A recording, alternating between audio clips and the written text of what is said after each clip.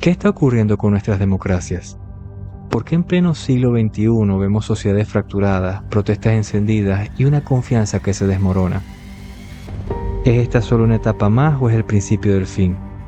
¿Están las democracias condenadas a desaparecer? Hoy no hablaremos de una simple teoría. Hablaremos de una advertencia escrita hace más de 2 siglos por el historiador escocés Alexander Tytler.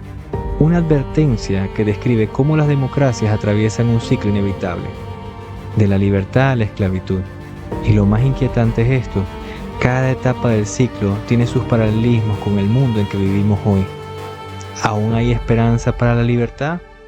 ¿O estamos repitiendo paso a paso los errores de quienes pensaron que la democracia es eterna? Prepárate, porque lo que estás a punto de conocer puede cambiar la forma en la que ves la historia y tu presente. Es momento de desempolvar los libros de historia y actuar. Comencemos.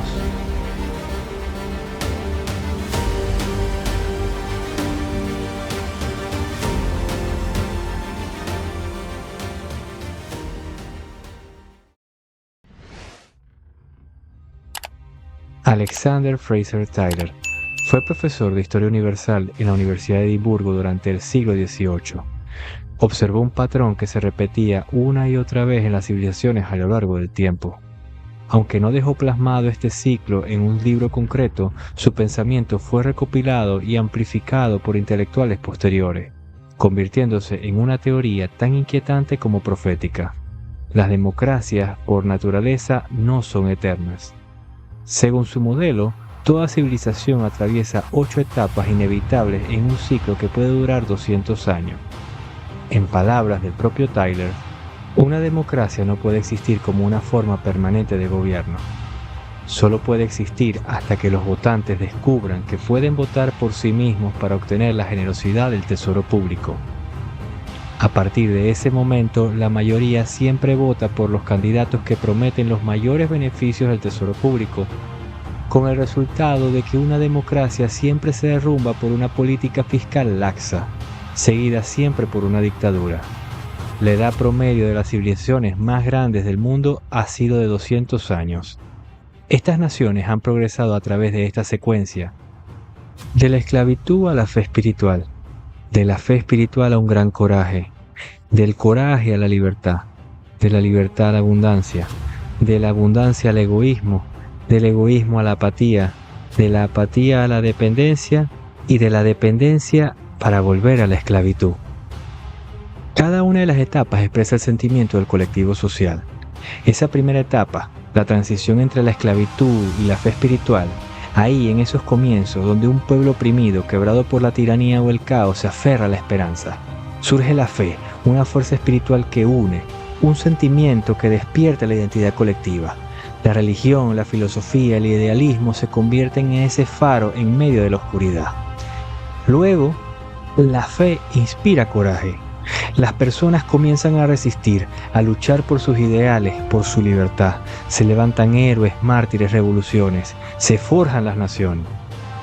Pasando de ahí, entramos a la libertad. Tras la lucha llega la victoria. Se conquista la libertad.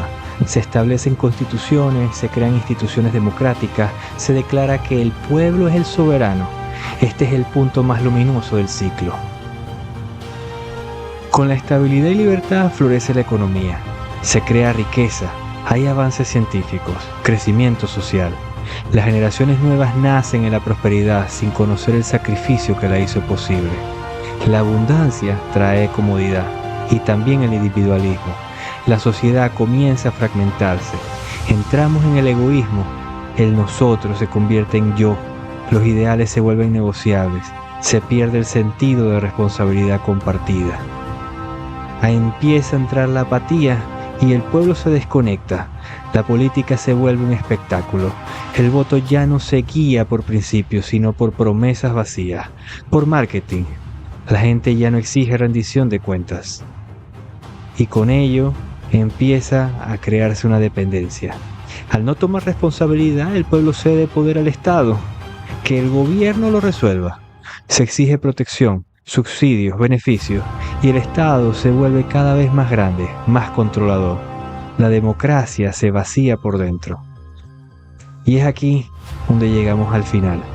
El pueblo, dependiente y fragmentado, pierde su libertad. Ya no es capaz de defenderse y surge la tiranía. El ciclo se reinicia, pero esta vez desde el fondo.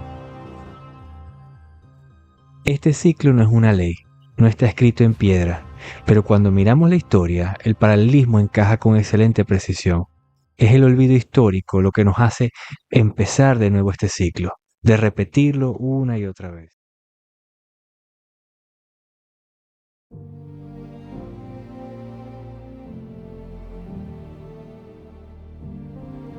Ciertamente, aun siendo una teoría con fundamento netamente empírico, pensadores anteriores y contemporáneos han llegado a conclusiones muy similares, empezando por Platón, donde en la República ya desconfiaba de la democracia.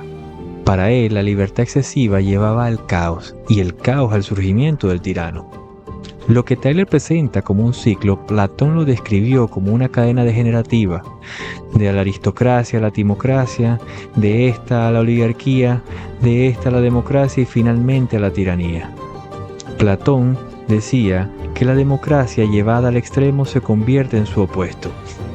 Por su lado, Ortega y Gasset en La rebelión de las masas advirtió sobre una ciudadanía sin educación política, sin compromiso cívico, pero con poder de decisión.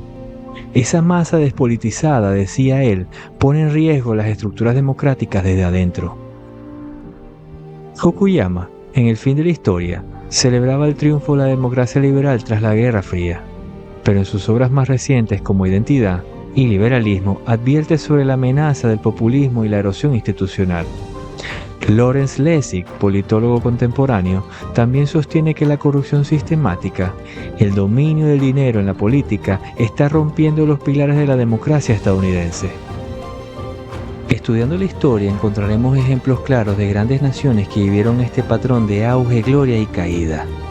Solo por mencionar los más conocidos tenemos la democracia de Atenas en la antigua Grecia, la República Romana, la Francia de la Revolución Francesa o la República Alemana de Weimar.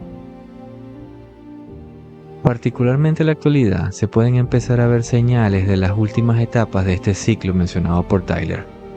Lo preocupante es observar en las democracias modernas cómo la idea del bien común está siendo sustituida por el bien individual, disfrazado del bien común. La ética cede terreno frente al deseo inmediato.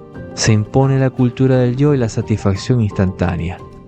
Platón, en la República, advertía que cuando la libertad se convierte en libertinaje, el exceso de libertad, tanto en los individuos como en el Estado, acaba por convertirse en esclavitud.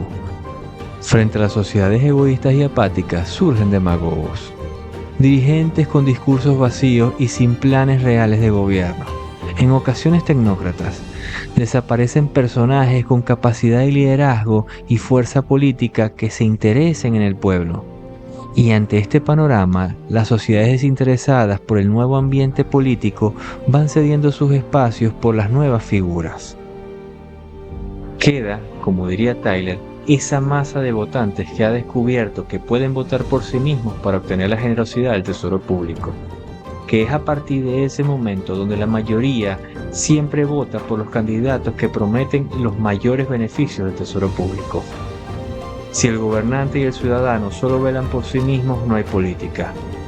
Política, como fue definida hace más de 2000 años, viene de la polis, o sea, ciudad-estado. Y ciudad es la comunidad organizada de personas con derechos y deberes, los ciudadanos. La política es un compromiso cívico, y cuando éste se pierde, se vive en el conformismo y la dependencia. La dependencia del Estado y sus leyes provoca un detrimento de las libertades, y en medio de este ambiente muchos gobiernos en apariencia democráticos van aplicando autoritarismos suaves que van provocando de poco a poco el control de prensa, la censura indirecta, la cancelación de opositores y la vigilancia masiva. Comprender este ciclo, comprender la historia, preocuparse por la política, defender y mantener vivo el interés es lo que seguramente mantenga la estabilidad y crecimiento de las naciones. Hoy, muchos países parecen caminar sonámbulos hacia esa tiranía disfrazada. Una tiranía con un rostro amable, con discursos inclusivos pero vacíos, con libertad de expresión pero sin verdad, con elecciones pero sin ciudadanos. porque democracia no es un sistema, es una actitud, una lucha constante, una decisión diaria que depende de todos nosotros.